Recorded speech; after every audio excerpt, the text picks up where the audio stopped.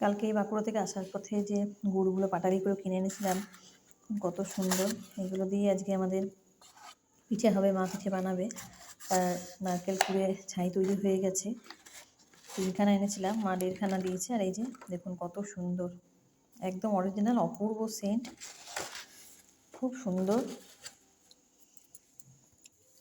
এই যে মায়ের এখানে পুরটা করা হয়ে গেছে, এত সুন্দর সেন্ট বেরোচ্ছে, একদম অরিজিনাল গুড়ের সেন্ট, খুব সুন্দর।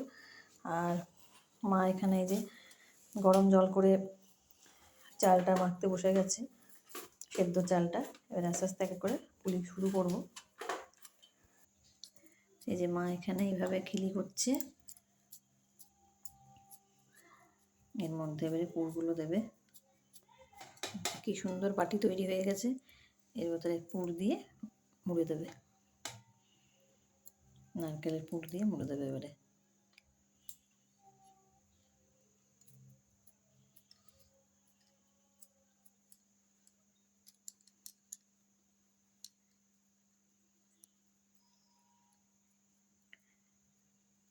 ঠিক এরকমভাবে সবগুলো তৈরি করে নিতে হবে।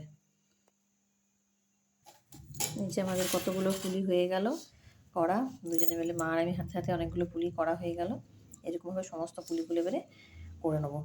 এই যে পুরটা করা আছে,